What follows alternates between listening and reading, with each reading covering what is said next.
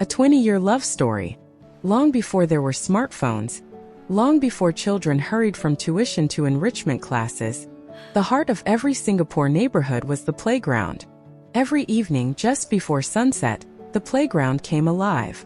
Children climbed monkey bars, lined up for the tallest slide, played catching until someone shouted, "Time out!" Hide and seek lasted until mothers leaned out of kitchen windows calling, "Dinner!" One warm Saturday afternoon, 5-year-old Emily raced towards the slide. She wanted to beat everyone to the top. She climbed, reached the platform, looked back proudly. "I won." Then, her little foot slipped. She tumbled down the steps. Not far, but far enough. For a moment she simply stared. Then came the tears. Loud, heartbroken. The kind of crying only a 5-year-old can produce. The other children didn't know what to do. Except one. 6-year-old Ryan quietly walked over. He was a year older. A little taller. He crouched beside her. "Does it hurt?" Emily nodded dramatically. "Everywhere." Ryan looked into his pocket. He smiled. "I've got something." He pulled out a strawberry sweet. "My grandma gave me 2. You can have one." Emily sniffed. "Really?" He nodded. "My grandma says sweets don't fix bruises, but they help people smile." Emily accepted it. Almost immediately, her crying stopped. Ryan smiled. "There. I told you." From that day onwards, every time they met at the playground, Ryan always had a sweet. Emily wanted to return the kindness, but she didn't have sweets. Instead, every week her mother gave her 50 cents for snacks. She quietly saved some of it. One afternoon she walked into the neighborhood bookshop. She looked at dozens of erasers. Animals. Cars. Dinosaurs. Finally she chose one shaped like a football. The next evening she handed it to Ryan. "For you." Ryan blinked. "Why? You always give me sweets." "I wanted to give you something." He smiled. "It's the coolest eraser ever." From then on, Ryan brought sweets. Emily brought funny erasers. It became their little tradition. The years passed. Primary school. Homework. Exams. Ryan taught Emily how to ride a bicycle. Emily helped Ryan color his art homework because she was much better at staying inside the lines. They argued over marbles, shared ice cream, built imaginary castles from cardboard boxes. The playground became their kingdom. Their parents laughed. Those two are inseparable. Then, life slowly changed. Ryan entered secondary school. Emily was still in primary school. Schedules became different. Ryan had extra classes after school. Emily had piano lessons. Families became busier. One year, Ryan's family moved to another estate. The goodbye wasn't dramatic. Children rarely realize when they're saying goodbye for the last time. Ryan smiled. "I'll visit." Emily handed him one final eraser. A tiny blue star. He gave her 2 strawberry sweets. One for today, one for tomorrow. Then, life happened. 20 years passed. Emily became an architect. Creative. Patient. Always carrying colorful stationery. Ryan became an engineer. Practical. Organized. Always carrying emergency snacks.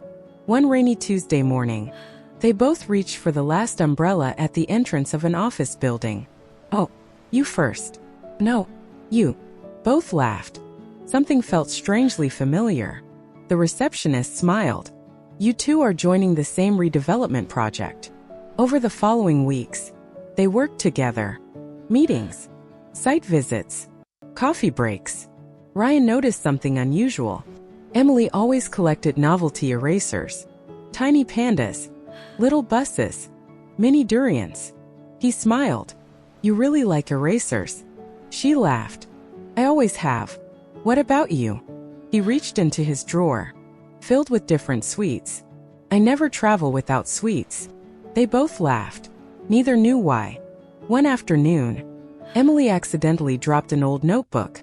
Out fell a faded football-shaped eraser. Ryan picked it up. He stared. "I've seen this before." Emily smiled. "I bought it when I was little. For someone." Ryan became quiet. What kind of sweets did he like? She looked surprised. Strawberry. Ryan slowly opened his wallet. Hidden behind an old photograph was the wrapper from a strawberry sweet. Emily looked at him. No way. Ryan smiled. The playground. The slide. You cried. You gave me sweets. You gave me erasers.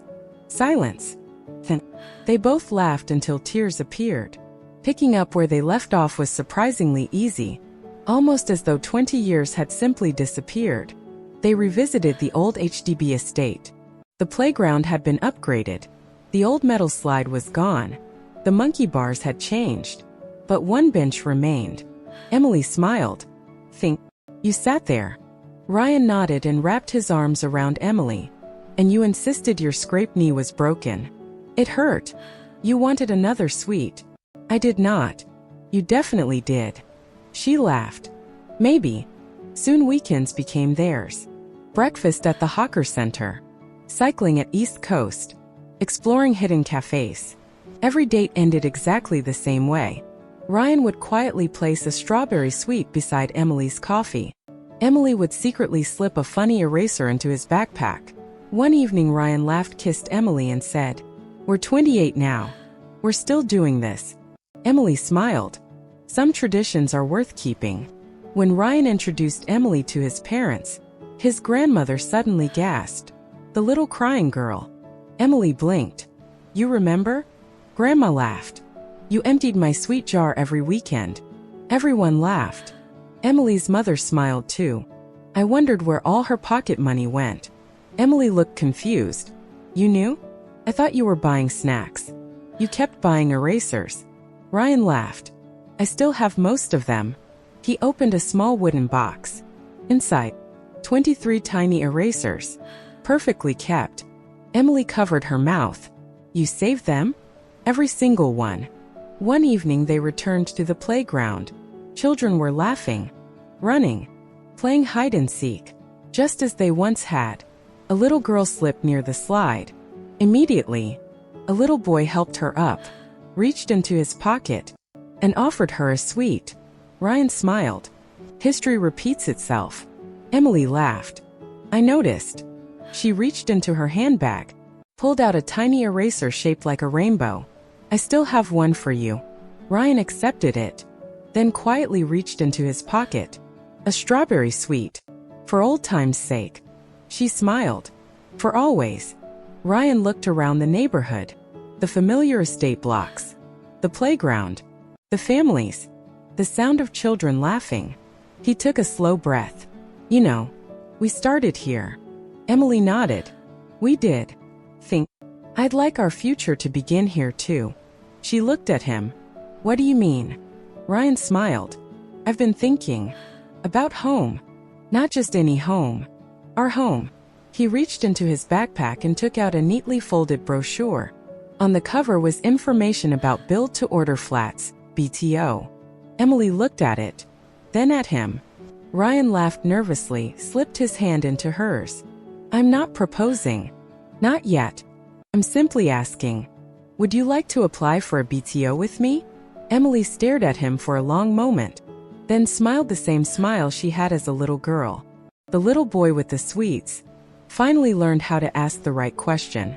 She grabbed his hand tighter and pulled him to her, giving him a light kiss. I'd love to.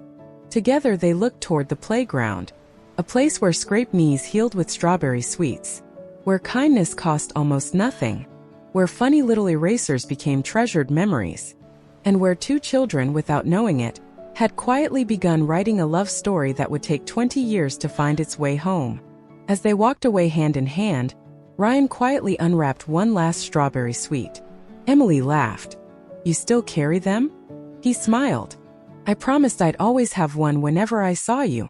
She leaned her head gently against his shoulder. And I'll always have an eraser for you. Not because either of them needed sweets anymore, or novelty erasers, but because sometimes, the smallest acts of kindness become the biggest chapters in our lives. And sometimes, the child who comforts you after a fall becomes the person you build your future with. The end. I hope you love what we brought you. This story was created by Pearl. Please remember to subscribe and like so that we can continue to create more stories.